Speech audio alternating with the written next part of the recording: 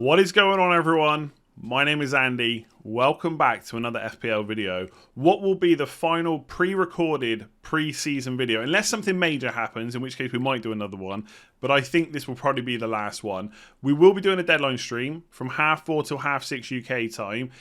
That's 2 hours, right? I'm sure you can work that out. We might start a bit earlier. I'm going to just see how the day goes, right? But this won't obviously be the final day I record videos. Throughout the season, I'll have them pretty much daily. So if you haven't already hit that subscribe button, please consider doing it. It doesn't cost any money to do it. It's completely free to hit that button. If you've enjoyed the content in pre-season, it's just as good throughout the season. So hit that subscribe button. At the time of recording, we are less than 4,000 away from the 200k mark. I think it's a stretch, but I think it's possible to do that by the deadline. How cool would that be? In this video, it's final team thoughts, right? I have specifically not called it a final team reveal because I don't want to pretend that this is going to be my locked-in team. In fact, we're going to go through 3 drafts, but they've only got like 3 players that are really different in each one. So most of the squad is now locked in, including some 4.5 million bench options, which I'm pretty sure I'm going to have anyway. And it's early in the morning. It's 9:30 when I'm recording this on deadline day. My mind's going to change, but I want this to just be a kind of where my head is at video and what I'm thinking about and what I'm trying to make. Basically not trying to make too many changes, okay? So fairly casual video in the way I'm going to present it. I'm just going to go through the drafts, not going to be too much editing or anything like that. So do give it a like if you enjoy it. Really quickly before we start, if you haven't checked out Fantasy Football Scout, I really would recommend checking it out. Link in the description below. If you want to become a member, there's 20% off. That will end at 6:30 today on the deadline. So make sure you get signed up if you haven't already. There are loads of tools in here, right? One of the main ones I use is the stats table. So you can create your own stats tables. Throughout the season, you can look at last 6 weeks, last 4 weeks, only home matches, only away matches, whatever you want to do. But there's so many tools. There's a transfer planner. There's members only transfer planner. There's members only videos as well. There's a rate my team tool. There's loads and loads of stats. This is where I get most of mine from. So if you haven't already looked at that, make sure you do. Like I said, there's 20% off and there's a link in the description below. And that offer will finish today. So if you considered it and haven't done it yet, you might as well save yourself some money before the season starts. And it's pretty damn useful throughout the season. And then obviously if you pay for a year, you can use it next pre-season as well. All right, let's jump into the video. Let's get into the drafts, okay? We've been going long enough. I've been talking long enough. So first draft is not ever since, but since I did my team selection video, again, I don't think I called it a team reveal. If I did, I might go back and change that, right? Because I don't want to, I'm just, again, like any other FPL manager, right? I've been playing around with Son. I mentioned it in that video, to be honest. I did mention the Son draft, and I'm pretty sure it looked pretty much like this. So I would say, again, just to reiterate, I think Sanchez, Trent, Shaw, Fernandes, Salah, Antonio are locked in. That's 6. That's actually probably less than last time. I'm also fairly set on a 3-5-2 at this point. And the reason why I really want now 2 4.5 million defenders rather than having Tsimikas and another 4 million defender is I just think it leaves you too inflexible going forwards, and it leaves you exposed to, because at the end of the day, if you want to take a risk with a player at the start of the season, then having someone on the bench that you can call upon, especially with good fixtures, is kind of handy. So Veltman and Ayling I kind of like, because if Tsimikas becomes an issue earlier, let's say Robertson's back after a week or 2 weeks, then Veltman's got some good short-term fixtures, and also he can cover you after the international break as well, and he and Ayling rotate quite well. So when Tsimikas is done, Trent and Shaw get played every week, as that's just the plan, and then Veltman and Ayling just rotate for me. So I'm quite set if I go for a 3-5-2 like this, especially with Tsimikas, I'm fairly set on having 2 4.5 million defenders. So that's obviously then going to play a key part in my thinking, because I've got 0.5 less to spend because I haven't gone for a second 4 million defender. For the 6 million spot, right, in midfield, if I go for this, I'm on Benrahma. And the reason for that is fixtures. I do think if the fixtures were the same, which I know they can't be, right? Let's say theoretically they were the same. I think I would go for Sarr instead, because I know he's going to get 90 minutes. I know what his role in the team is. With Benrahma, I wouldn't say it's a hit and hope, but a lot of this is based on pre-season. Okay, his numbers were quite good last year, but he didn't really get a run into the team or run in the team to see if he could consistently prove those numbers, right? So his underlying stats, XG, XA, per 90 minutes were actually not bad, okay? Mostly focused around assists rather than goals, admittedly. But if he's going to get that number 10 position where Lingard was, then he looks good. I follow FPL Irons on Twitter. You should follow him, West Ham fan. He's saying, like, in the 4 at the back formation, he should play 10. There shouldn't really be too many issues. But if they move back to a back 3 at any point, his place in the team might be under threat. But let's see how he plays. They've got Newcastle, Palace and Southampton first 4. I love those fixtures. And if it goes wrong, the Sarr move could be on. The reason I've not gone for Sarr, or I don't think I'm going to, is I like Villa, but then it's Brighton and Spurs. Then they've got Wolves, Norwich, Newcastle. They're the 3 fixtures I want. If those 3 fixtures, Wolves, Norwich and Newcastle, were first, and then they played Villa, Brighton and Spurs, I would go for him. But obviously, nothing's ideal in this game. So I'm probably not going to go for Sarr. And with Benrahma as well, I feel like he's the only punt in this team. You could call Tsimikas a punt, but I think I'm well aware of what's happening there, and that when he goes, I've got Veltman and Ayling, so it doesn't feel too bad. Benrahma's really the only punt. Antonio, of course, could get injured. That's a problem, but let's worry about that when it happens. At least for the first few weeks, they've got gaps in between games. It's only when the Europa League starts that I really worry about Antonio and possibly Benrahma as well. But elsewhere, I just don't see where my transfer issues are coming right now. Obviously, anything can happen. Anyone can get injured at any point. But like Tony, even if he blanks against Arsenal, I'm not going to want to suddenly get rid of him, I don't think. Fernandes and Salah are in for the long haul. And Son looks good. I just really like those game week 2 to 4 fixtures. Obviously, Man City's not ideal. But if Kane's going to miss the first game, Son's going to play up front. And he's probably going to be on penalties as well. And then even if Kane, there's all this talk about Harry Kane and how even if he plays for Spurs, will his head be in it? And it's easy to say, and maybe I'm convincing myself, but I just feel like Kane is not that player that's just going to stop playing, right? He's got too much pride for that. He wants to score too many goals for that. So even if in the transfer window he plays, I think he'll be fine. Yes, it'll move Son wide, but look how good he did last year there. And if Kane doesn't play, Son will probably play through the middle. I've got to be honest, I'm really keen on Son, and right now this is the draft that I want to go for, but I'm well aware that Man City game is going to be tough. But it's the first game at home for Spurs, new manager, maybe they got something to prove. I quite like this draft. I guess my worry is almost that I've not got enough players that I would want to move on, but then that's not a problem, is it? If I've got solid players for the first few weeks, then if anything, that means I can adapt to new things a little bit easier. But in some ways, I think I should probably have a transfer planned.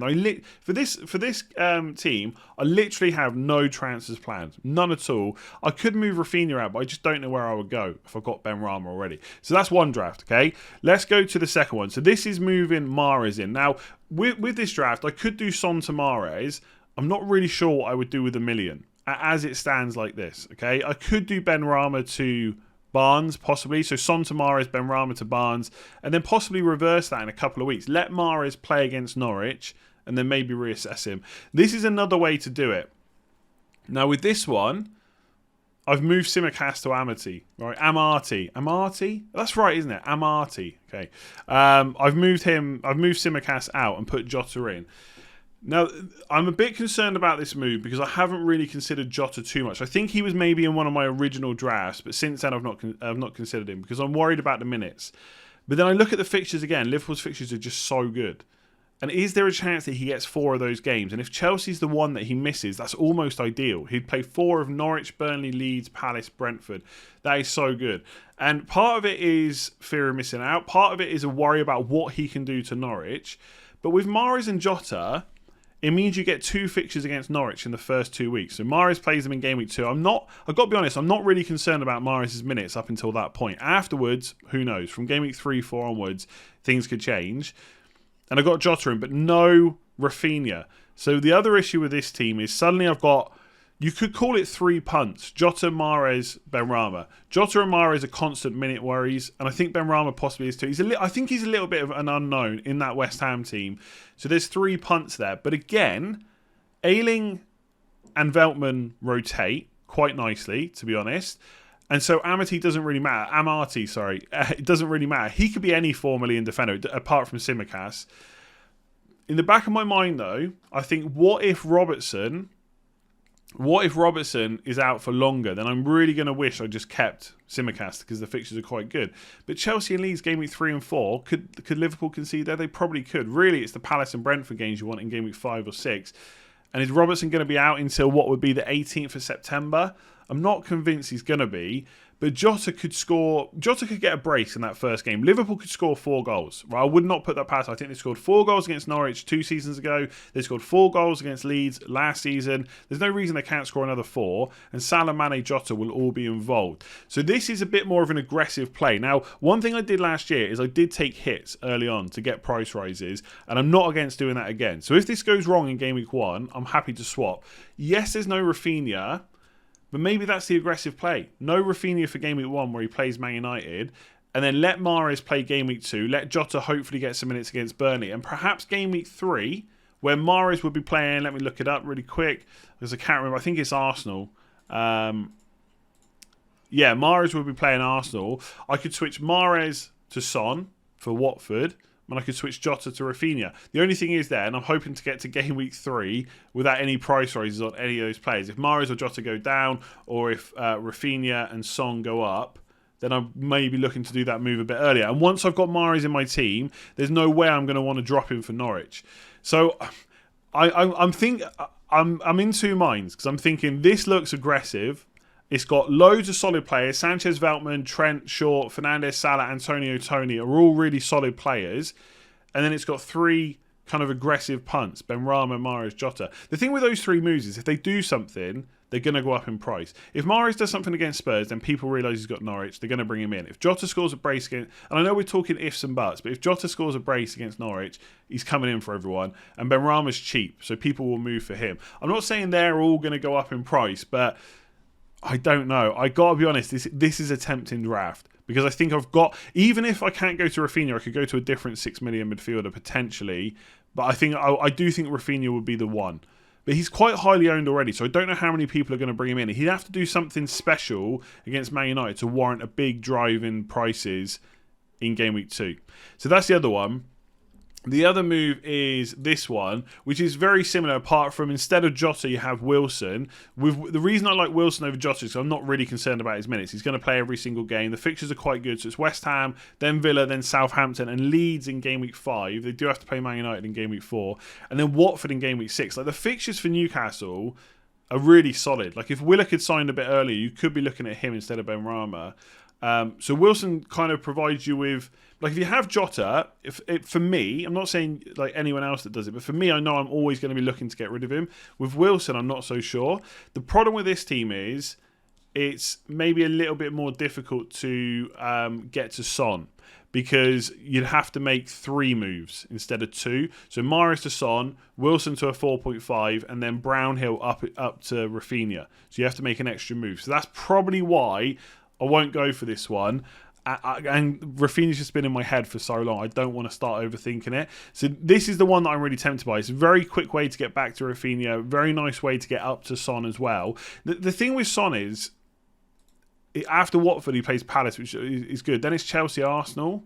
But, I'm so torn. This is what I said. It's a casual video. I'm just getting my thoughts out. There's no minutes worries with Son. Doesn't matter whether Kane's there or not. Son's playing every game. He's playing 80 to 90 minutes every one of those games. Wolves, Watford, Palace just looks too good to turn down. It's just not as an aggressive play. Like you've got Son against Man City first game. You've got Rafinha against Man United. They're not really great game week 1 games. But then maybe it doesn't matter because the rest of the team looks good. And if Son gets anything in that Man City game, like even if it's just an assist, I'll absolutely take that when he's got Wolves, Watford and Palace to come. And I just think Wolves are going to leave space for him to run in behind. I think Watford are going to find it difficult against Son. And Palace, I just don't know what to expect. But I'm not necessarily expecting good defensive things there. So that's where I'm at. I think I've narrowed it down to these 3 drafts. So the Son one, the aggressive draft, I don't usually play like that. But then it is just 3 players. And to be honest, Benrahma's in all the drafts anyway. So if we discount him, it's only really 2 player changing. It's Son and Rafinha, it's Mahrez and Jota, and it's Mahrez and Wilson. I think that's what it's down to. Obviously, I know Tsimikas changes in this one. So I do like the idea of Tsimikas, because if Robertson misses out for a little bit longer, Tsimikas becomes such ridiculous value. And that's what's in the back of my mind. So realistically, it's probably these ones. Jota or Tsimikas. Son or Mahrez. That's where my head's at. I'm going to lock one of these drafts in later. Hopefully that's kind of helped you. I'm sure a lot of people are thinking about these players as well, and I've gone through some pros and cons. I think with Mahrez, he will start the first 2 games, and I do think he is just so good. And obviously Man City are going to score so many goals. The Arsenal and Leicester and Southampton aren't really bad fixtures either. And in some ways I like Mahrez because I know I'll be okay with getting rid of him. With Son, if he blanks the first 2, I'm still going to want to keep him. That's not necessarily a bad thing. That's good planning, right, for Watford and Palace. But I don't know. Maybe people are just making me doubt Rafinha because I think I want him straight away. See, because I don't think Everton are going to be as good as people think. And I do think he's a long-term pick. It just doesn't feel like this team's got enough transfers in it. But maybe after game week 1, I'll be making loads of transfers anyway. I can always go to Mahrez and keep the $1 million in the bank. That's the other play, but that doesn't feel good enough for game week 1, keeping $1 million in the bank. So anyway, that is my thoughts. Like I said, it was just definitely always going to be a casual video. How long has it been? It's been 15 minutes at this point. I'm going to leave it there. I know I said that I was going to answer some questions. To be honest, I think the video has been long enough. So I'm going to leave the questions. I'm sure we'll answer a lot of stuff on the deadline stream anyway. And yeah, I just wanted to get my thoughts out about my team, where my head is at. What I would say right now is if you're tinkering a lot, try not to overhaul your team at this point. You shouldn't really be making 8 to kind of 9, 10 changes. Like, you've thought about it enough. There should be a bunch of players that are just stuck in your team, right? And it's good to look at other people's drafts because you can get opinion. Sometimes there might be a player that you've overlooked, right? I think Ben Rama, for example, let's be honest, one of the reasons is there's a Twitter bandwagon about him. That's the main reason I've started thinking about him, and now I've talked myself into him over Sarr. But I think in 6 million midfielders, they are probably the main 2 along with Harrison anyway. I don't think Willock signed quick enough for me to go for him. And obviously I could always move from Ben Rama to Willock anyway if I really wanted to. So yeah, get other people's opinions, but just remember that most people think their team is the best and therefore they're going to change it to their team, right? It's your team, own it, make your decisions, get it locked in when you can. Don't worry about waiting for someone else's team to see it or going to get loads of different opinions on it, right? Just before we go, big shout out to everyone that signed up on Patreon. A good few people have signed up in the last kind of few hours, last day or so. So Andreas E, Ark11, Ronil K, Espen RH, Jake CJ, Alex, Brian S, and Dane L have all signed up. If I haven't got to you yet, if I haven't sent over the Slack access and the mini league codes and stuff before you see this video, don't panic. I will try and get to it today. Anyone that signs up today will get on the middle or the top tier will get the mini league code as well. If you don't get to put that in before the deadline, don't panic. It won't stop you from entering in August, but you do need to be signed up by the deadline, preferably to get in. I'm going to leave it there. Like I said, very casual video. I wanted to get my final team thoughts out. We'll be back with a deadline stream later. Thank you for watching. Hopefully you've enjoyed the content in pre-season. If you have, please consider subscribing. I hope you enjoyed the Ben Foster video yesterday. I personally thought it's one of the best videos I've ever done. He was brilliant. Hit that like button and I'll catch you again soon or later for the deadline stream.